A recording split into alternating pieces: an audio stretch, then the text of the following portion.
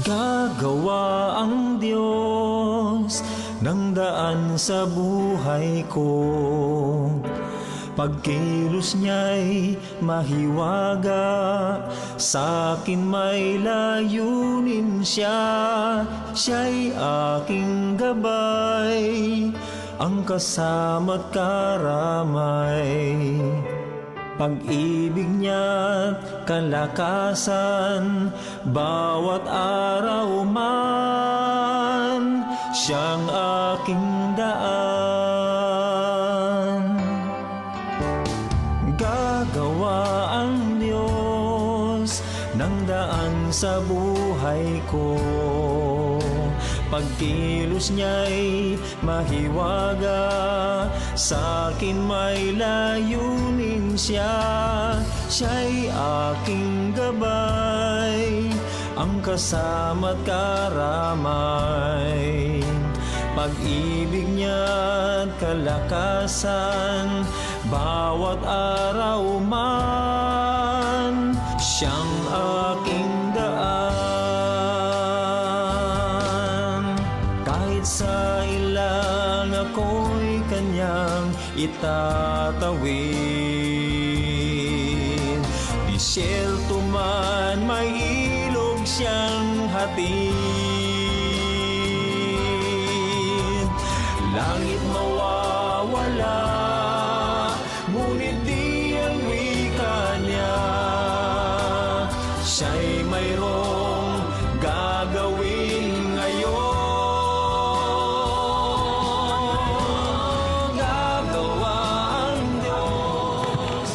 Amen! Isang maganda at pinagpalang araw po sa ating lahat. Salamat po sa Panginoon sa panibagong araw, panibagong lakas, at panibagong pag-asa. Sabi nga po, every gising is a blessing. Isang napakalaking blessing na po kapatid na tayo po ay nagising ngayong umagang ito at nasilayan nating muli ang napakagandang likha ng ating Panginoon. Muli, ito po ang programang si Jesus, ang lahat sa lahat, JCAM Global, no sumasahing papawid, araw-araw mula Lunes hanggang Biyernes sa ganap na 6 o'clock to 6:30 po ng umaga. At 8 o'clock to 9 o'clock ng umaga pag Sabado at Linggo naman po. Dito pa rin po sa himpilan ng DWAD 1098 kHz radio station at maging sa FB live streaming. So, in behalf of our head pastor, Pastor Rolly Antonio, kami pong muli ang makakasama nyo, mga manggagawa po ng Panginoon mula po sa GCAM Global Antipolo Chapter, The Light in the Lord Prayer Garden. Ako po si Ate Merlin. At ako naman po si Ate Annie, Na maghahatid po sa inyo ng panibagong mensahe mula po sa ating Panginoon. At bago po natin umpisahan ang matagumpay na gawain ng ating Panginoon, atin munang anayahan ang banal na presensya po ng ating Panginoon sa isang panalangin. yes Lord, inaanyayahan ko po kayo sa isang opening prayer pa. Panginoon, napakabuti mo sa buhay namin. Ikaw ang Diyos na makapangyarihan. Ikaw, Lord, ang nagbigay sa amin ng panibagong buhay, ng pag-asa sa umagang ito, Panginoon. Lukuban mo kami ng iyong banal na espiritu, Panginoon, upang maidala namin ang mensahe mo para sa mga taong nakikinig, Panginoon, ng mga anak mo, na Lord, maging reminder o ma-remind po uli sila na, Panginoon, Amen. yung mga salita mo na nagbibigay ng kalakasan, Panginoon. Kaya Lord, itago niyo po kami sa iyong likuran, Panginoon, at kayo po, Lord, ang magbigay ng knowledge and wisdom sa amin sa umagang ito, Panginoon, na Lord, yung mga mensahe mo po yung aming maibigay, maibahagi sa mga anak mo, Panginoon, at ito po ay maging kalakasan nila, Panginoon, magbigay sa kanilang pag-asa. We praise you, we give you all the glory, Panginoon, at guide us and lead us, Panginoon, sa umagang ito, sa gawaing ito, Panginoon, na tunay nga po, Panginoon, ito po ay para sa ikakadakila ng iyong banal na pangalan. In Jesus' name I pray, Amen. Ayan. Good morning, Teacher Annette. Good morning po sa lahat po ng mga nakikinig ngayon mula po sa radyo at FB Live. Good morning po, Ate Len, at good morning po, isang pinagpalang umaga po sa bawat isa sa atin na nakikinig.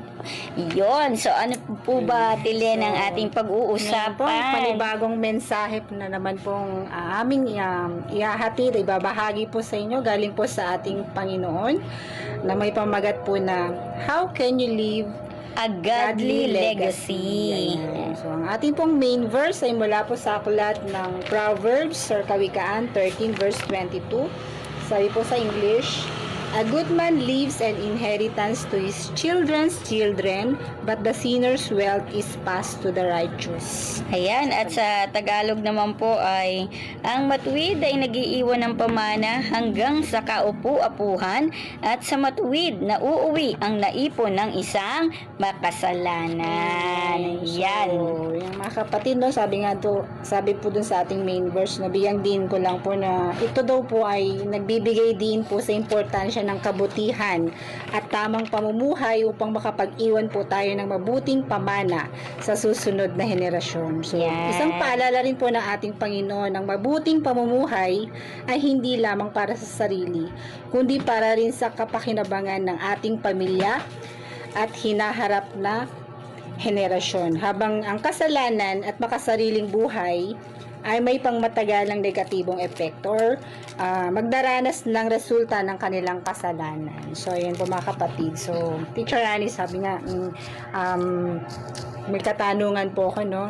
At sa bawat isa rin po sa atin, no? Kung ang buhay po natin dito sa mundo ay magtatapos na, pero doon naman lahat talaga tayo patungo. Yes. Na hindi po natin yan mapipigilan. Ano po yung ano yung gusto mong maalala ng mga tao sa iyo? Ano yung gusto mong ipamana sa mga mahal mo sa buhay? Yung mahalagang pamana na iiwan natin sa ating mahal sa buhay. Ako, Ate Leno, bukod sa ari-arian, siguro yung faith ko, yung Amen. yung pagkakaroon ko ng relasyon sa ating Panginoon. So, yun yung gusto kong makuha or maiwang pamana sa mga anak ko. Kasi wala naman akong kayamanan na pwedeng maiwan sa kanila, no?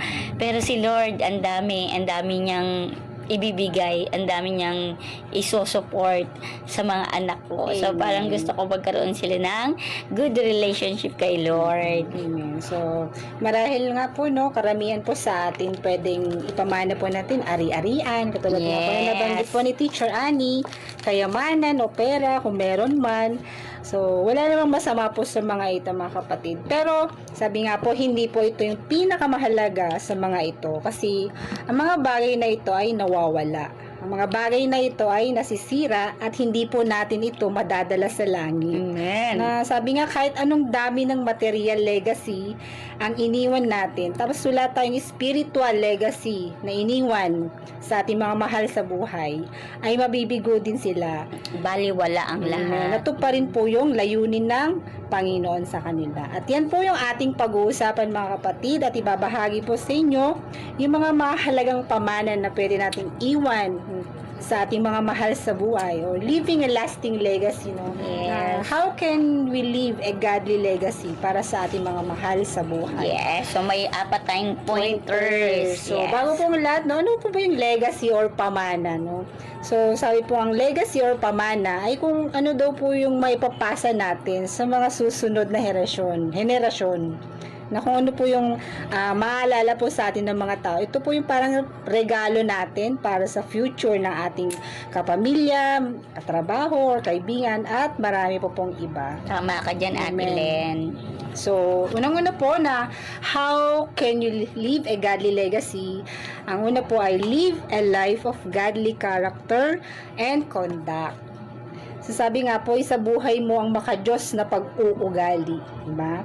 So, Amen. sabi sa Filipos 2 verse 15, para maging malinis kayo at walang kapintasang mga anak ng Diyos sa gitna ng mga panlinlang at masasamang tao sa panahong ito, kailangan magsilbi kayong ilaw na nagliliwanag sa kanila. Amen. So, kaya bilang mga lingkod po, no, at mananampalataya po ng Diyos, ay ang goal po natin talaga yung maging iba, yung magsilbing liwanag po tayo, na makita po sa atin ng mga tao yung sa buhay po natin kung Amen. paano magmahal ng isang anak ng Diyos. Yes. No? Na makita po sa atin na mas mabuti at makabuluhan po yung buhay ng isang taong sumusunod sa kalooban po ng Panginoon.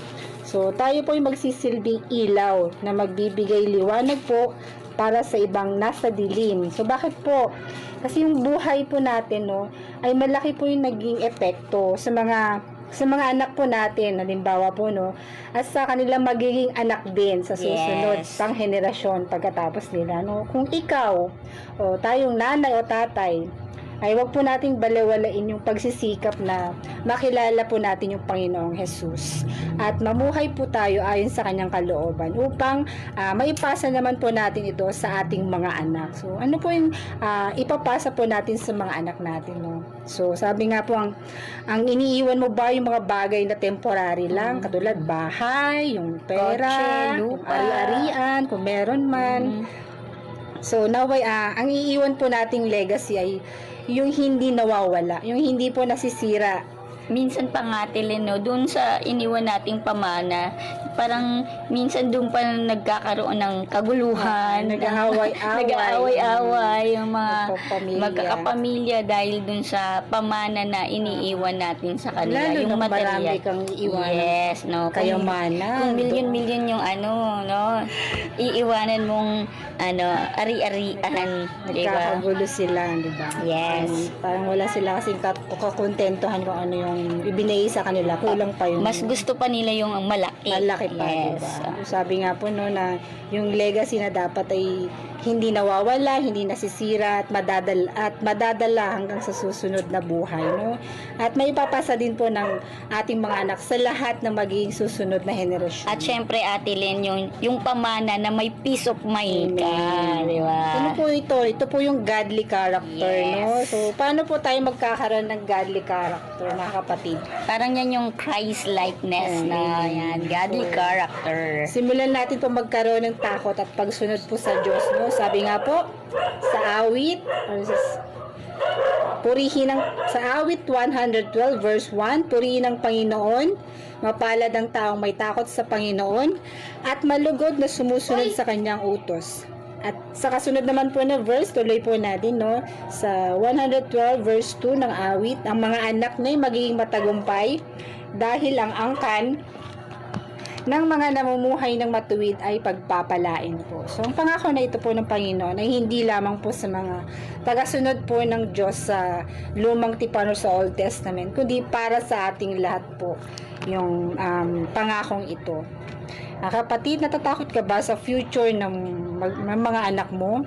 So, simulan mo magkaroon po ng takot sa Diyos at sumunod sa Kanya.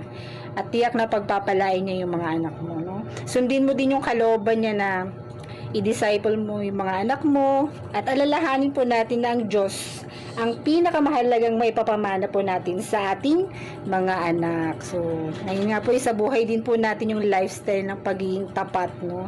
Na hindi tayo pagkakatiwalaan po ng mga anak natin kung yung mga sinasabi din po natin ay di mapagkakatiwalaan. No, sabi nga, hindi bagay daw sa hangal ang magsalita ng mabuti at lalo hindi bagay sa isang namumuno ang magsinungaling. Ayon po yan sa Kawikaan 17 verse 7. Na kung tayo po ay ama or ina ng tahanan, no, nararapat lamang po na tayo ay maging modelo, hindi ng kasinungalingan, kundi ng katapatan at kabutihan po sa ating mga anak. Amen. May mga buhay, sabi nga po, may mga buhay bang nabago dahil nakilala kanila or na-impluwensya no pa sila ng mali, diba? So kapatid, kung ano yung naging buhay mo, ang iyo ring magiging legacy, kaya siguraduhin po natin na mag-iwan tayo ng godly character sa mga tao na kapaligid po sa atin.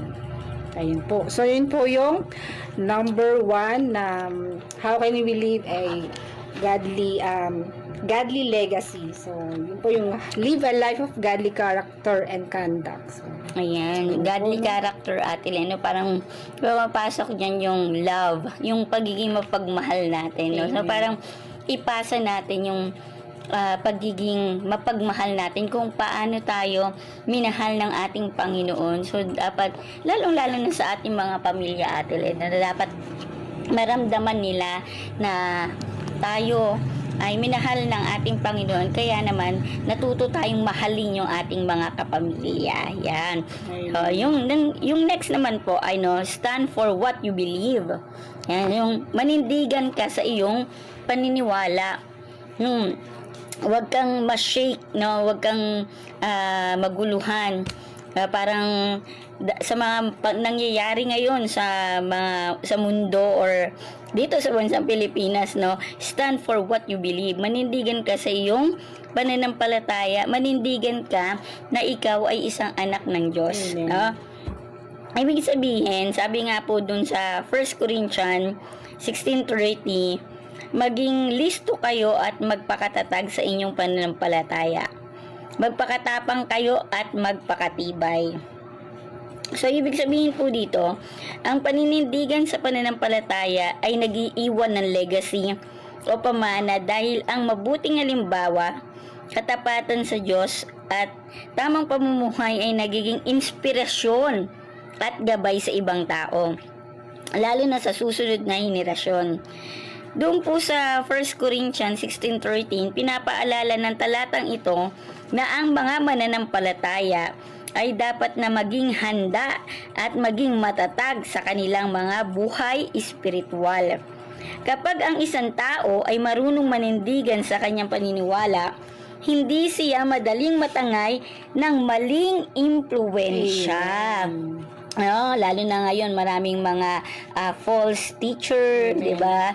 Ang dami niyan sa mga social media, natatangay tayo sa kanilang mga mabulaklak at magagaling na pananalita. Pero kung alam natin yung Bible, kung alam natin yung salita ng Diyos, kung nagbabasa tayo ng Bible, hindi tayo matatangay at hindi tayo maaakit doon sa kanilang mga maling sinasabi at alam natin yung totoo. Amen. Isa pa po, ginagawa niya ang tama kahit walang nakakakita. Yan. Ipinaglalaban niya ang katotohanan at kabutihan. Nananatili siyang tapat sa Diyos, pamilya at sarili niyang prinsipyo. So may paninindigan. Hindi daw kinakailangan na tayo ay makipag-away. Diba? Parang, ito kasi yung paniniwala ko, dapat ito yung paniniwala. Parang dapat daw po ay makita ito sa ating mga kilos, sa ating mga gawi na tayo ay nabago na ng ating Panginoon at hindi na tayo katulad ng dati. Binago na tayo. Ang pinaka the best daw na patotoo ay ang yung makita sa buhay natin or maging modelo tayo na tayo ay nabago na, parang godly character na tayo. Yan, parang Christ likeness na tayo.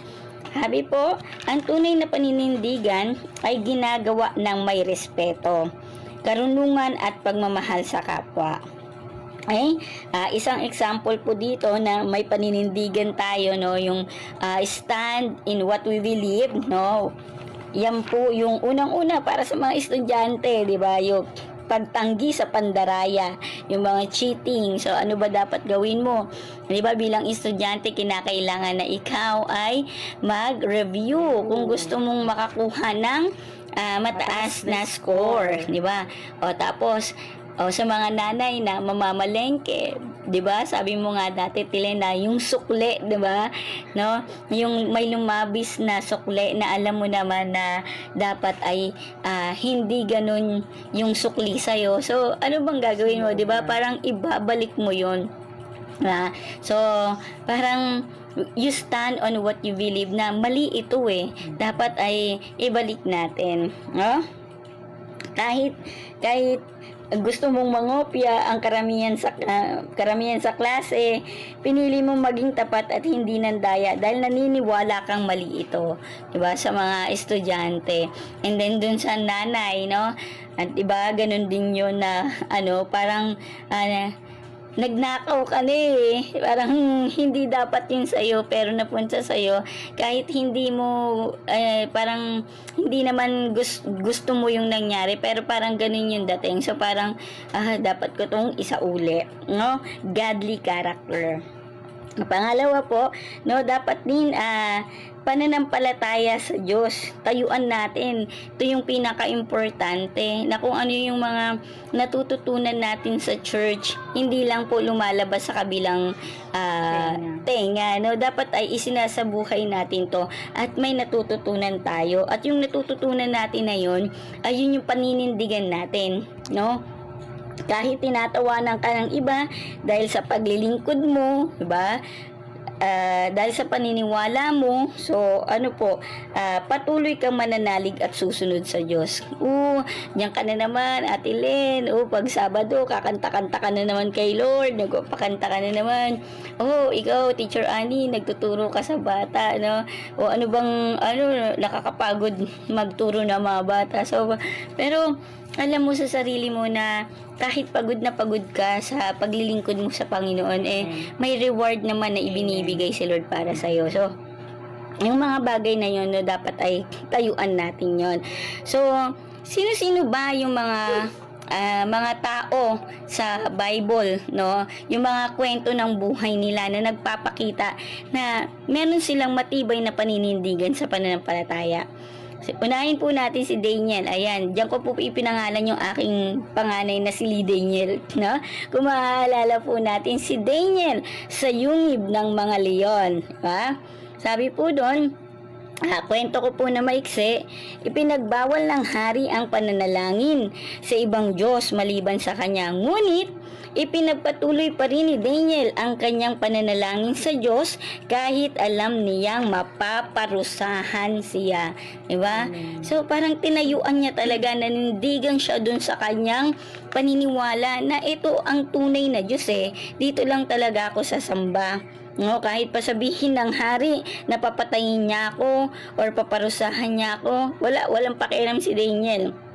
No, ipinagpatuloy pa rin niya ang kanyang pananalangin sa Diyos kahit alam niyang mapaparusahan siya. Hindi niya itinago ang kanyang pananampalataya kahit may panganib sa kanyang buhay. Ang tunay na pananampalataya ay nananatiling matatag kahit may pagsubok. Amen. Isa pa po, yung mga kaibigan din niya, sina Shadrach, Meshach at Abednego sa apoy. Diba po? Inutos ni Haring Nebukadnezar na sambahin ng lahat ang gintong rebulto. Tumanggi ang tatlo dahil naniniwala silang Diyos lamang ang dapat sambahin. Dahil dito, itinapon sila sa nagliliyab na pugon, ngunit iniligtas sila ng Diyos. So makikita po natin doon na talagang you stand, they stand doon sa kanilang paniniwala. Amen. Mas pinili nilang sumunod sa Diyos kaysa matakot sa tao. Kaya mga kapatid, no, ang pagtitiwala sa Diyos ay nagbibigay lakas upang manindigan sa tama. Kung ano po yung alam nating tama, yun po yung dapat nating panindigan. So hindi po nababaluktot, dapat yung ang tama, no, yung sa tingin natin ay tama. At isa pa po, si Esther. Si Reyna Esther at ang pagliligtas sa mga Hudyo. Nalagay sa panganib ang buhay ng mga Hudyo kahit maaaring mapahamak kasi hindi naman siya pinapatawag ng hari. Kapag hindi siya pinatawag ng hari, hindi siya pwedeng pumunta doon. Lumapit si Esther sa hari upang ipaglaban ang kanyang bayan. Nagpakita siya ng tapang at pananampalataya sa Diyos. Minsan, kailangan ang lakas ng loob upang ipaglaban ang tama at makatulong sa iba. Kaya, tandaan mo kapatid, ang pananampalataya ay may kasamang katapangan. Yung paninindigan natin dapat may kasama rin yan tapang. Hindi yung tapang na nakikipag-away ka, no? Ang paninindigan sa Diyos ay may kasamang sakripisyo. Tandaan mo yan kapatid, hindi yan mawawala sa atin. Pero sa huli naman, no, at the end, no, alam po natin na hindi tayo binibigo ng ating Panginoon at may reward po tayong makukuha talaga, no. Okay? Ang Diyos ay kasama ng mga taong nananatiling tapat sa Kanya. Doon sa kwento po natin, no, si Daniel, pinabayaan ba siya ni Lord? Yung tatlong magkakaibigan, pinabayaan ba sila ni Lord? At itong si Reyna Esther, nabigo ba siya doon sa hangarin niya na iligtas ang mga Hudyo? Hindi po. Ang lahat ng iyon dahil nanindigan sila sa ating Panginoon, na alam nila na ang may magagawa ang Diyos nila, sila pong lahat ay hindi nabigo at sila ay nagtagumpay. Amen. So ganun din po sa buhay ng bawat isa sa atin, no? So patuloy nating tayuan yung ating pananampalataya, yung faith na ipinagkaloob sa atin ng Panginoon, dahil super blessed po tayo. Ang dami ngayon na tinawag, pero konti lang talaga yung tumalima, at kasama na tayo dun, kapatid, no? Napaka-bless natin sapagkat nakilala natin at nagkaroon tayo ng relasyon sa ating Panginoon, no? So paano nga ba siya nagiging legacy, di ba? Paano papasok dito yung pamana? Paano natin siya maiiwan? So mga kapatid, sabi po dito, nagiging inspirasyon sa ibang tao. Kapag ang isang tao ay matatag sa kanyang pananampalataya, kahit may problema o pagsubok, nahihikayat ang iba na magtiwala rin sa Diyos, no? Amen. Kung nakikita po ng ating pamilya kung gaano tayo kainit sa pananampalataya sa ating Panginoon, ito po ay kanilang makukuha, no? Ito po ay kanilang ano ba yun, Ate Len? Gagayahin, no? Mahihikayat ang iba na magtiwala rin sa Diyos. Pangalawa po, na paano siya magiging legacy? Na ipapasa ang mabubuting aral sa susunod na henerasyon.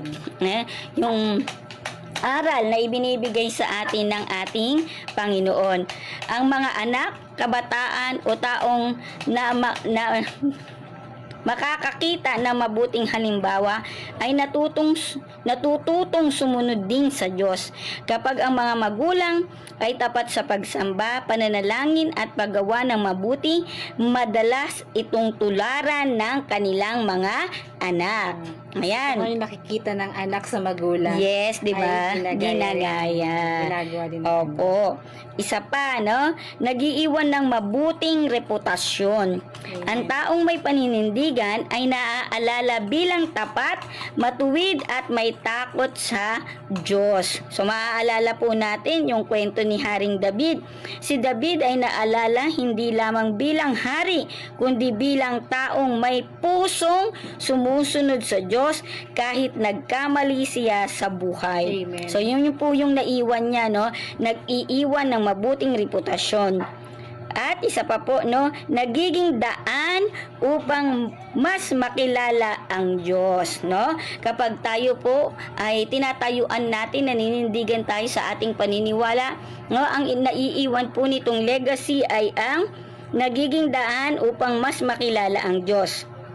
Kapag nakita ng ibang tao ang iyong pananampalataya at mabubuting gawa, mas nakikilala nila ang kabutihan ng Diyos. So yun po, no? Kaya po, yung pagkakaroon natin ng paninindigan sa kung ano po yung ating pinaniniwalaan or sinasampalatayanan ay mag-iiwan po ng legacy na susundin ng bawat henerasyon. Yan po, no? Ito po ay nagiging inspirasyon sa kanila na ipapasa ang mabubuting aral, nagiiwan ng mabuting reputasyon at nagiging daan upang mas makilala ang Diyos. Ayan, no?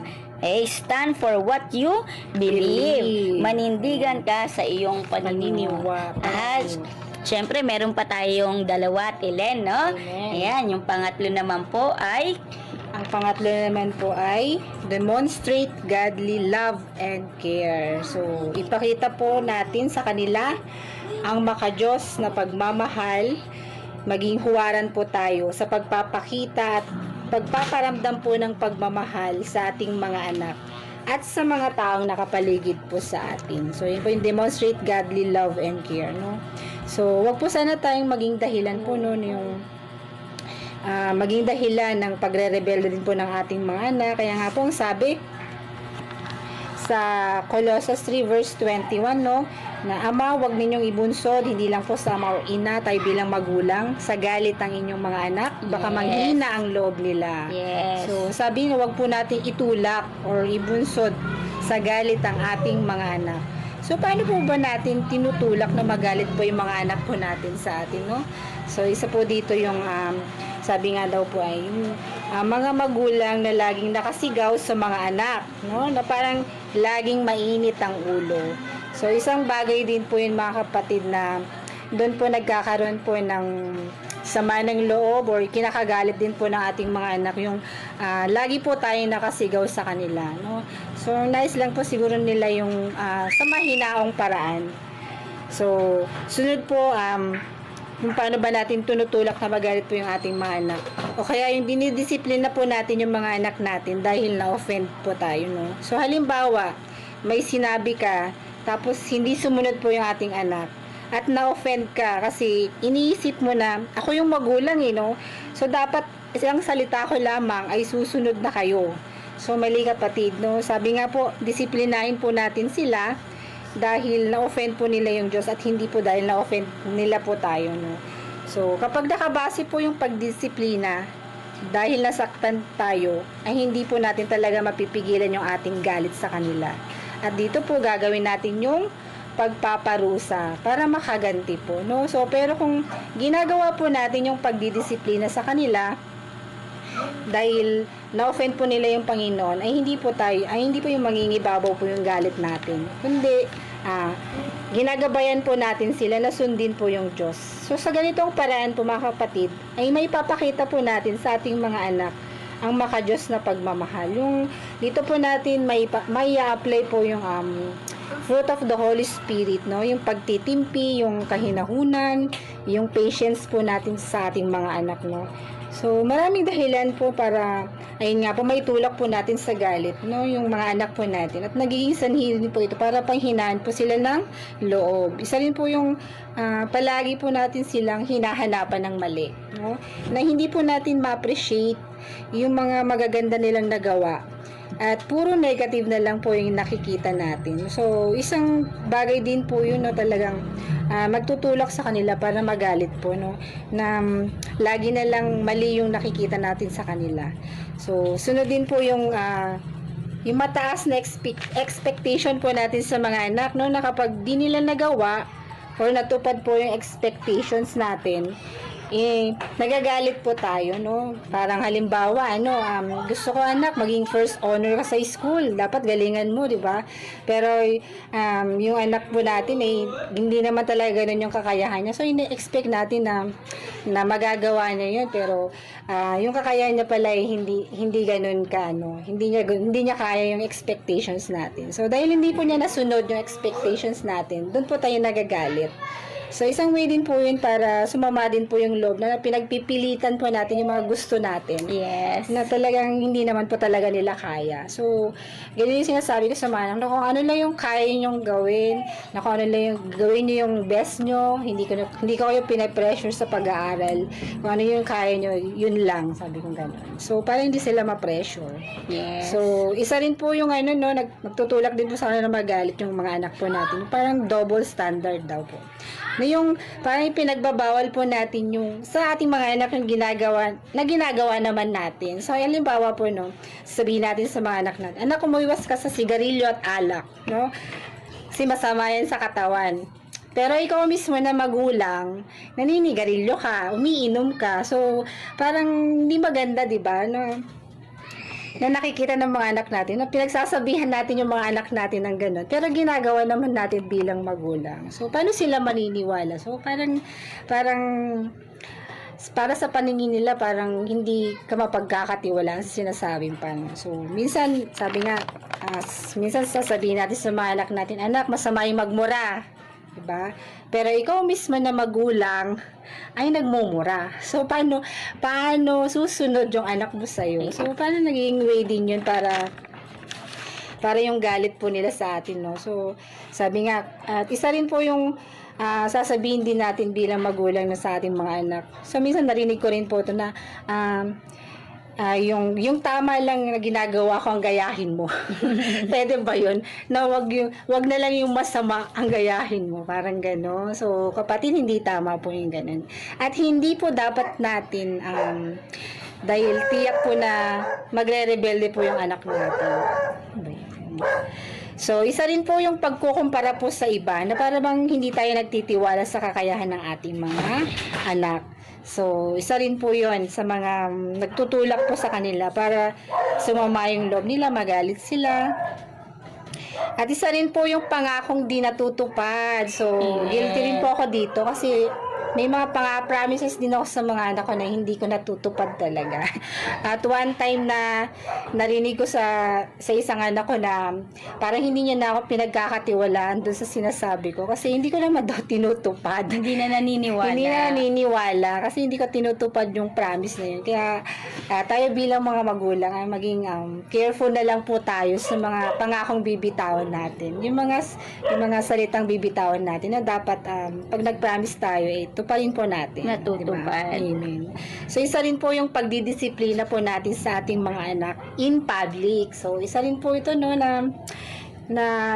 na way na talagang sasama yung loob po nila sa atin, na nagtutulak sa kanila na magalit po sa atin, no? Yung parang pinapahiya natin sila in public. Sa harapan ng maraming pagdidisiplina. So, hindi po tamang way yun.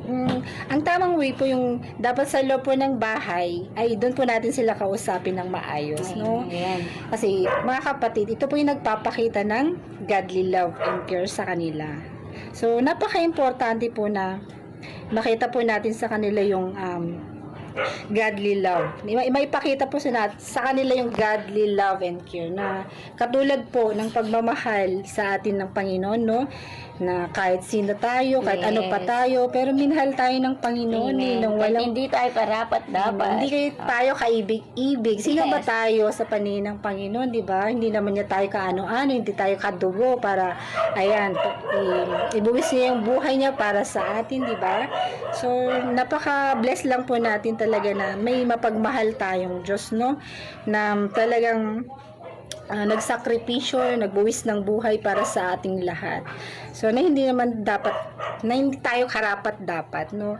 Na talagang nandun po yung pagmamahal niya, yung pag-aaruga niya sa atin, nung walang kondisyon, di ba? Nung walang pag-aalinlangan, di ba? So, imagine po natin yung pagmamahal na meron po yung ating Panginoon. Kung gaano tayo kamahal. Naway maging ganun din po ang maipamana o maipasa po natin sa ating mga mahal sa buhay. At sa mga taong nakapaligid po sa atin, yung godly love and care na sikapin po natin maging lifestyle po yun, no? Na yung ganong pagmamahal at pag-aalaga sa ating mga mahal sa buhay para sa susunod naman na sila naman po yung magkapamilya, ay ganun din po yung gagawin nila, ang maipapasa din po nila sa kanilang magiging anak. So, ayun po, isa rin napakalagang bagay po para magkaroon po tayo ng maayos, ng matatag na samahan sa ating mga anak, ay yung pagbibigay din po din natin sa kanila ng importansya at yung time po, Teacher Annie. Yes. So, gusto ko lang din po i-share isang story po dito, no? Ibabahagi ko lang po sa inyo yung isang story po na isang batang nagtanong po sa tatay niya. So, ito po yung about sa pagbibigay ng time. Yung time ba? Yes. Yung oras po natin para sa kanila, sa ating mga anak, no? Sabi niya po dito na, nagtanong po siya sa tatay, sabi niya, "Tay, magkano kinikita mo sa isang oras?" Sabi ng tatay po, "Anak, huwag mo na pakialaman yun." Sabi, "Hindi nga, tay, gusto ko nga lang malaman," sabi ng bata. So, sige, $100 an hour.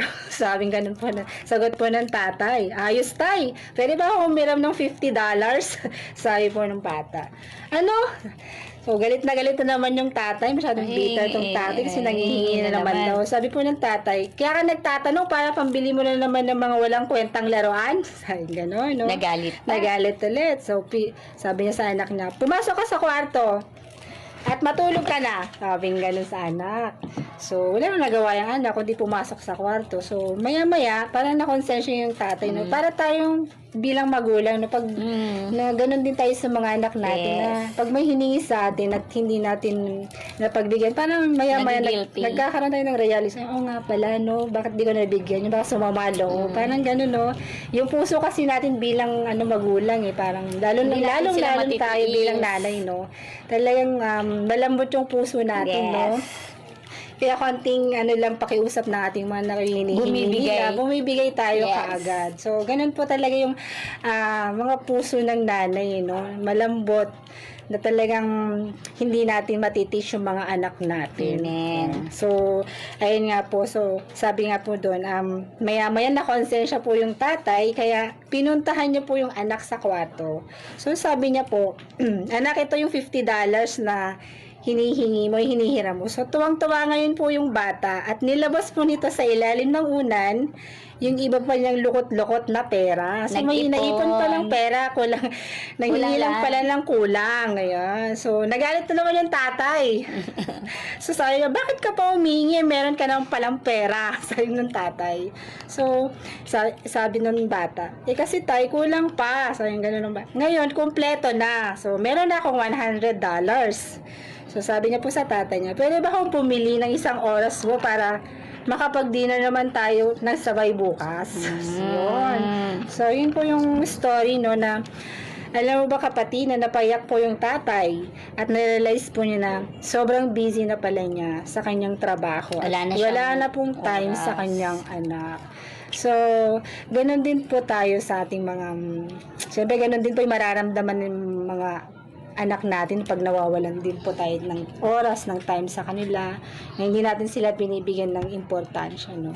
So, yun po yung nagbubunso or nagtutulak din po sa kanila para sumama yung loob, di ba? So, sa istorya ito, nais lang po iparating sa bawat isa po sa atin na matuto tayong maglaan ng oras para sa ating mga mahal sa buhay, no? Na wag po nating parang i-take for granted na lang po sila.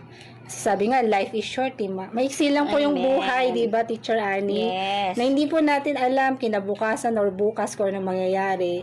Kaya sabi nga po, hanggat nandyan po sila, hanggat nabubuhay pa po sila, kasama pa natin sila, paramdam po natin Kung gano'n natin sila katulad din po yung godly love and care, di po Yes. ba? So, sabi nga na wag natin sayangin ang oras kasi sabi nga, mabilis lang yung oras eh. So, hindi natin maibabalik pa yung nakaraan. So, kailangan talagang habang nandyan daw po yung taong mga mahal natin sa buhay, parang ibigay na lang po natin yung 100% ng pagmamahal, yung pag-aalaga natin sa kanila. So, yun kapatid, no, na wag po nating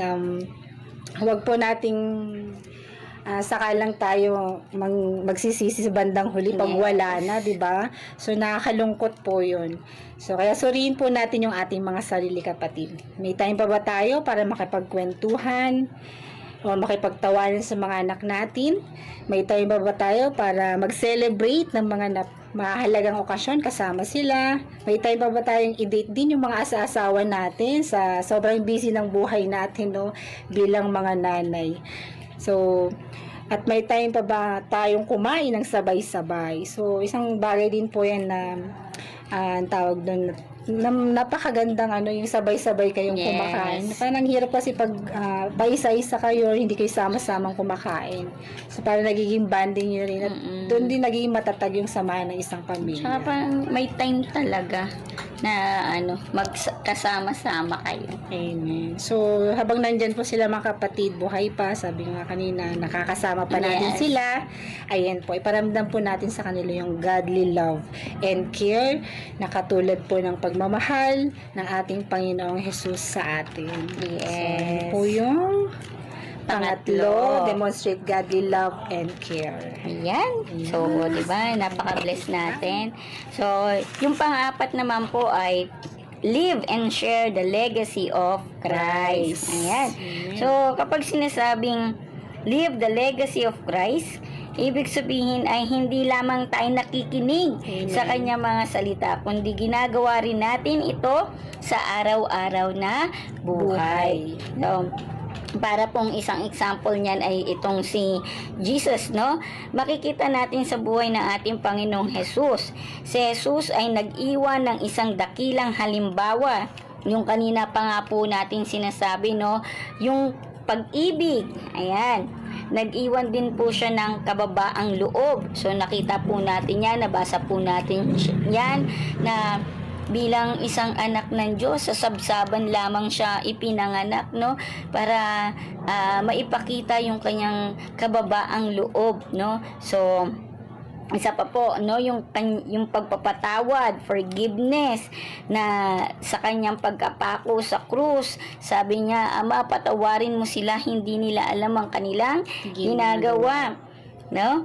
At pagsunod sa Diyos, kahit na mahirap yung kanyang tatahaking pagtubos sa kasalanan ng mga tao, hindi niya sinabi ayoko na, hindi siya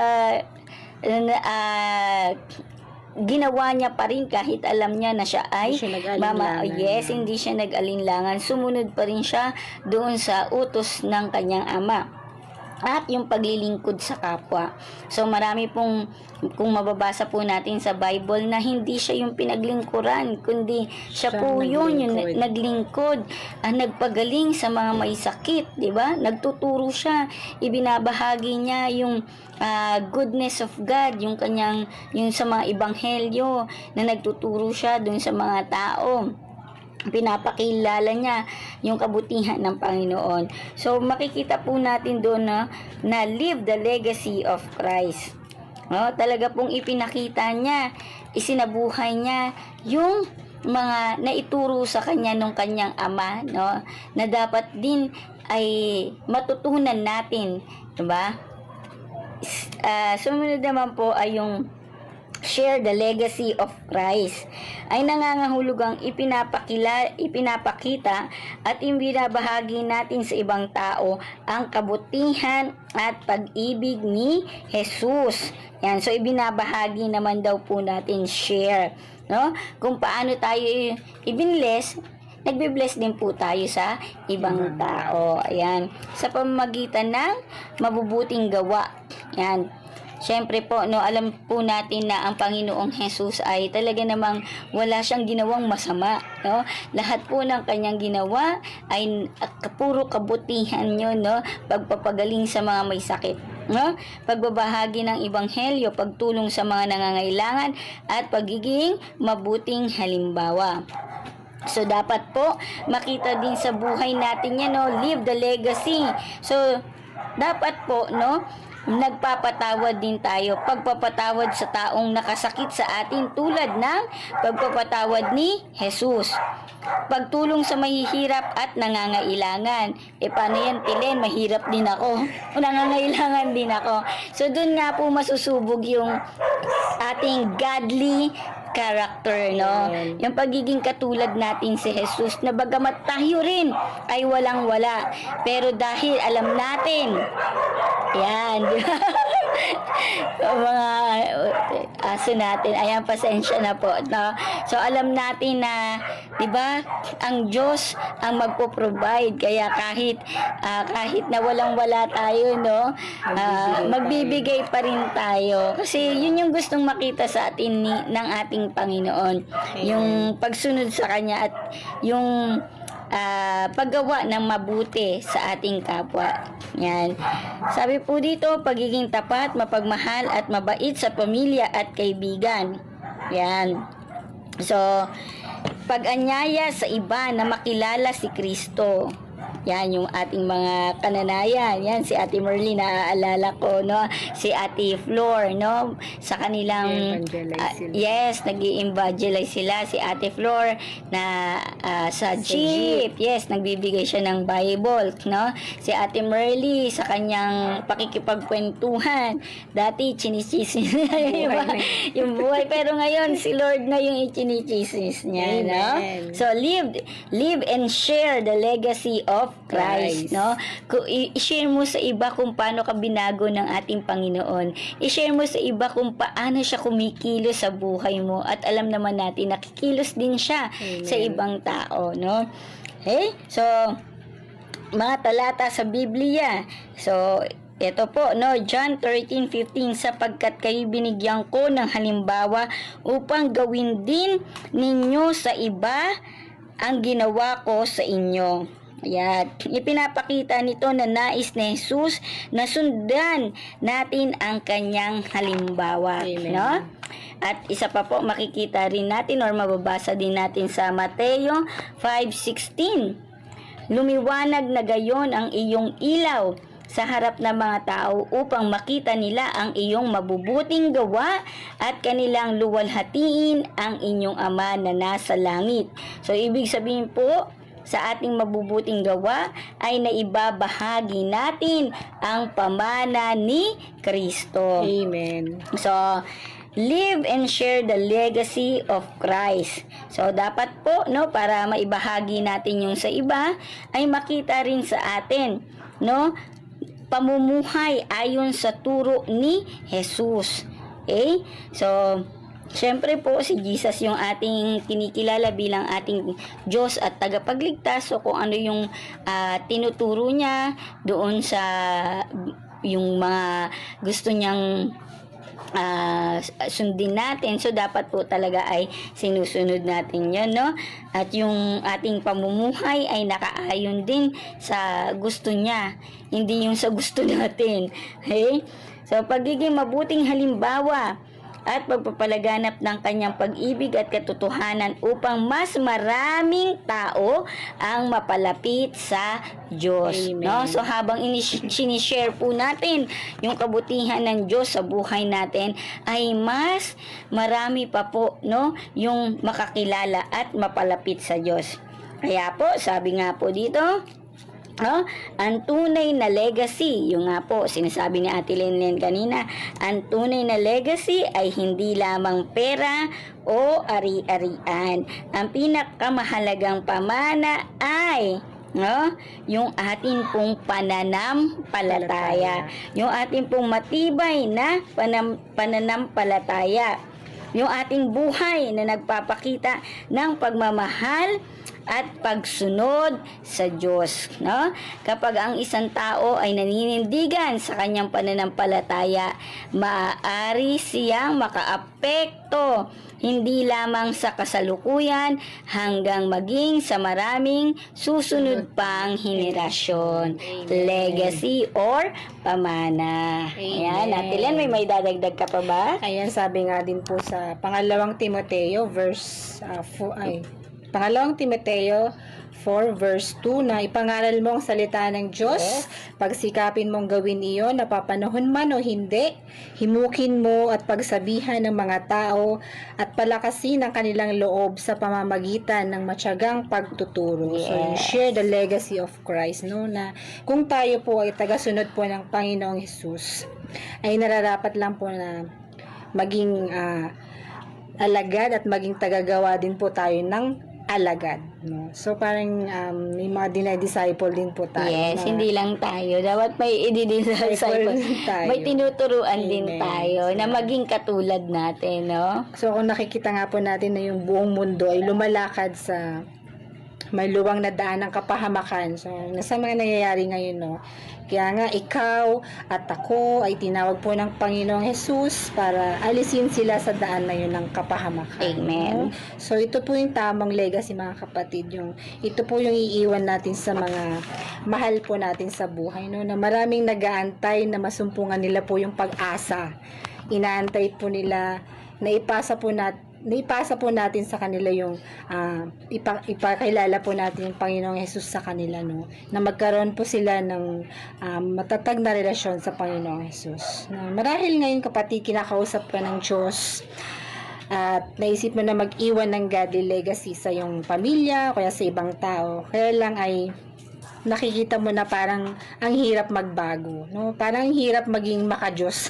Yes, Diba, Teacher Annie? totoo. Parang hirap talagang maging makadiyos, magkaroon ng makadiyos na Maging pag-uugali. Kristiyano. Kasi parang sa araw-araw nakakagawa ka ng mga bagay na hindi ka lugod-lugod sa Yes. kanya, sa isip pa lang, sa salita, sa gawa, lalo, di ba? So, parang hirap po. Pero sa tulong po ng ating Panginoon, nawa po Magawa po siya. natin at patuloy tayong magbago, Yes. no, 'di ba? Pero sa Diyos po ay walang imposible, kapatid. Kaya Amen. kaya kanyang baguhin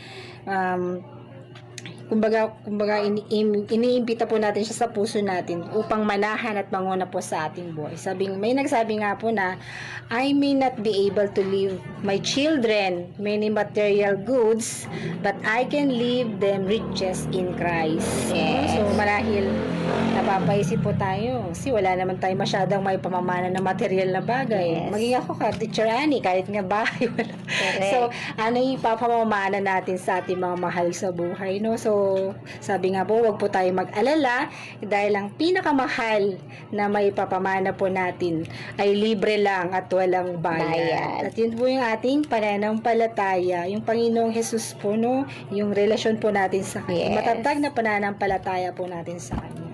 Na ipasa po natin ito sa ating mga anak at turuan din po natin silang ipasa yung Panginoong Jesus na makilala po sa kanilang magiging anak din sa susunod, di po ba? Amen. At sa bawat salinlahi nila ay ipapasa po nila yung yung mamamana po natin, yung mamamana po nila sa atin na pananampalataya may pasa din nila. sa next generation to Yes. generation, di ba? Sa bawat salinlahi po, kung kilala po nila yung Panginoong Jesus at meron po silang lumalagong relasyon sa Kanya, ay meron na po sila ng lahat ng bagay Amen. na kakailanganin nila dito Hindi na sa sila lupa. magkukulang. Amen. So, pero sabi nga po, kahit maraming pera daw po yung ipamana po natin sa kanila, sabi nga ay mahirap pa din po sila sa mata ng Panginoon, no? So, darating daw po yung araw ng problema, yung magkaroon mga challenges, yung pressure sa buhay, sila po ibabagsak dahil wala po yung Panginoong Jesus po sa kanila. Yes. Kaya simula ngayon, kapatid, ay magsilbi po tayong ilaw sa ating tahanan, maging sa trabaho po natin, sa mga taong nakapaligid po sa atin, at sa mga taong nakakasalamuha po natin sa araw-araw, no? Siguraduhin po natin na yung mga taong nakikilala po natin ay nagbabago po yung pananaw sa buhay, no? Dahil parang tayo nga po yung nagsisilbing ilaw. Na makita po Yes. sa atin yung pagiging Christ-likeness po, no? Amen. Yung pagiging katulad po ng Panginoong Jesus. At pag ginawa po natin ito, hindi lang po tayo mag-iiwan ng godly legacy sa lupa. Kundi, sabi nga po, mag-iiwan po tayo, ay mag-iipon po tayo ng reward sa langit. Yes. At balang araw, pag nagkita po kayo ni Lord, nagkita po tayo, Nakaharap po natin si Lord, no? Yeah. Balang araw ay sasabihin niya po sa atin, mga kapatid, halika, tapat at mabuti kong Yes. alagad. May May good and faithful Faithful servant. servant. Ayun. So, Thank parang you, napakasarap ni welcome po tayo ni Lord sa kanyang kaharian. At doon po ay masaya tayo magse-celebrate kasama po ni Lord. Ayan. So, yun po yung apat na pointers po, how can we leave a godly legacy sa ating mga mahal sa buhay, na yung mga bagay na pwede natin maipamana or maipasa pa sa susunod na generation. Yes. Na hindi nawawala, hindi nasisira, or hindi mananakaw ni inuman. Hindi nabubulok. Amen. Amen. No? At saka lasting talaga, living A a lasting lasting legacy. legacy. Amen. Ayan. So, kaya mga kapatid, no? Yung number 1 natin, Ate Lynn, ano yung number 1 Number natin? 1, sabi nga po, live a life of godly character and conduct. Yan, So, yun sa na. buhay po natin yung maka-Diyos na pag-uugali. Okay? So, number 2 naman po, stand for what you believe. Manindigan ka sa iyong paniniwala. And number 3, demonstrate godly love and care. Ipakita po natin sa kanila, sa mga mahal po natin sa buhay, sa mga tao nakakasalamuhan natin o nakakasama natin sa araw-araw, yung maka-Diyos na pagmamahal. At syempre po, yung pang-apat, no, live and share the legacy of Christ, no? Ayan. Isabuhay at ipamahagi ang pamana ni Kristo, no? Sa pamamagitan ng ating pananampalataya, pag-uugali at paglilingkod sa iba. No? I pray po na ito po yung ating mga maiiwang pamana sa ating pamilya at sa ating mga mahal sa buhay. Wala man po tayong may pamanang mga kaperahan or kayamanan, Yes. kaya ari-arian man. Pero kapatid, ang may papamana naman po natin sa ating mga anak ay ang bagay na pinakamahalaga sa lahat, di po ba? Na maririn po nilang maipasa or may pamana sa kanilang magiging anak sa susunod na henerasyon. Na Ayan. hindi po mawawala, Hindi po siya masisira, hindi mananakaw ni naman kapatid. At yan po yung ating matatag na pananampalataya, yung faith po natin sa ating Panginoong Jesus. Amen. So, Ayan, Ate Len, no, dumako na po tayo sa ating closing prayer. Ayan Okay. po. So, salamat Panginoon sa panibagong mensahe na aming napakinggan. Yung napag-aralan po namin ngayon. Naway ang mga natutunan at narinig po namin ay maging gabay po sa aming pang-araw-araw na buhay.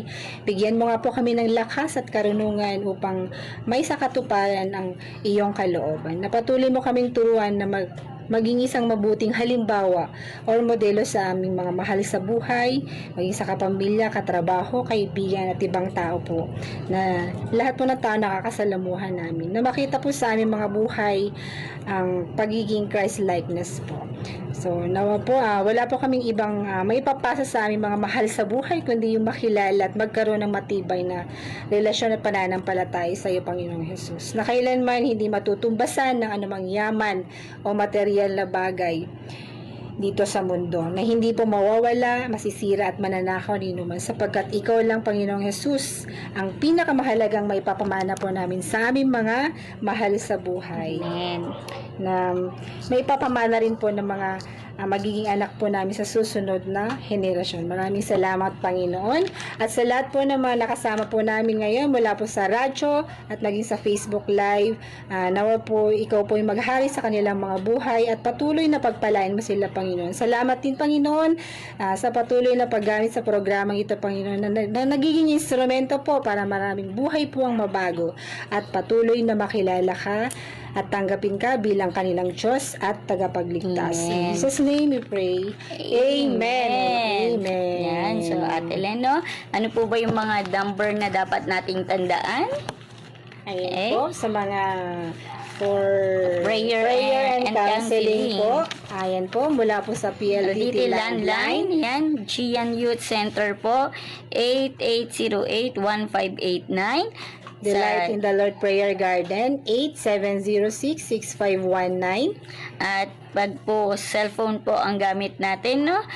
Globe naman po ay 0917-177-6466 kay Pastora Aida po. At sa smartphone naman ni Pastor Edith, 0920-414-0915. At for love gift po, no? GCash po ni Pastora Edith Sisiban po, 0920-414-0915. Sa BPI savings account naman po ni Pastor Aida Antonio sa numerong 3196-285-291. Ayan, so lagi po nating tatandaan.